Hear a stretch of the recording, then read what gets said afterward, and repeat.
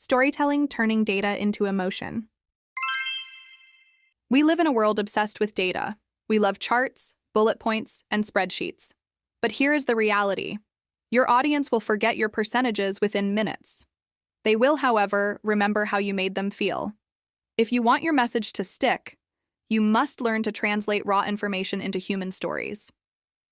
This is the difference between a lecture and a life-changing talk. Think of your data as the scaffolding of a house, but your story is the house itself. You need the structure for support, but nobody wants to live in a frame. When you present facts, you engage the analytical part of the brain. When you tell a story, you trigger the emotional centers. The brain is hardwired for narrative. It is how we have passed down wisdom for thousands of years. To turn data into emotion, you must use sensory details. Do not just say that revenue increased by 20%.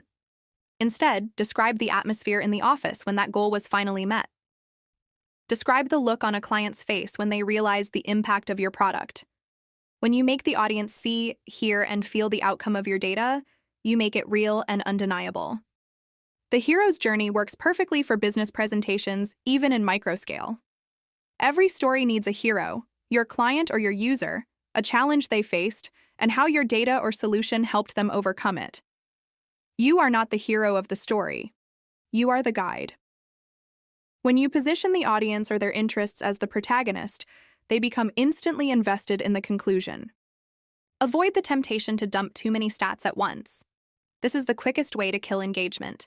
If you have 5 key metrics, do not present them as a list. Pick one powerful story that illustrates the most important metric and weave the others in as supporting evidence. Less is often more when you are trying to create an emotional connection. It is about depth, not just breadth. Use metaphors to explain complex numbers. If you are talking about a massive reduction in waste, compare it to something tangible, like the weight of an elephant or the number of football fields saved. Metaphors act as mental shortcuts. They allow the audience to grasp the scale of your data instantly without needing to calculate anything. This keeps the energy flowing and the mind engaged. Make sure your stories have a clear beginning, middle, and end. The beginning sets the stakes. What is at risk? The middle shows the struggle or the process. The end reveals the transformation. Even in a 5-minute talk, you can structure your points this way. This gives your audience a sense of progress and closure, making your conclusion feel inevitable and satisfying. Always connect your story back to the so what factor. Why does this data matter to them? Your story should ultimately lead to a clear realization or a call to action.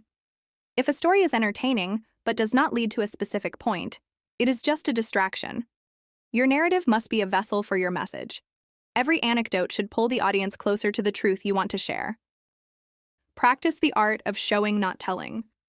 Instead of saying, "Our team worked very hard," tell a story about the night someone stayed until 3 a.m. to solve a critical bug. Instead of saying, "Our customers are happy," tell a story about a specific feedback email that changed your perspective. Emotional evidence is far more persuasive than cold, hard numbers. Use both for maximum impact. Finally, remember that the most powerful stories are often the most honest ones. Do not be afraid to talk about the difficulties in the process. When you show the vulnerability behind the data, you earn the audience's trust. They stop seeing you as a presenter and start seeing you as a human being who has been through the fire. That connection is what makes your message truly unforgettable. See you in the next English session by Wisdom Studio 8.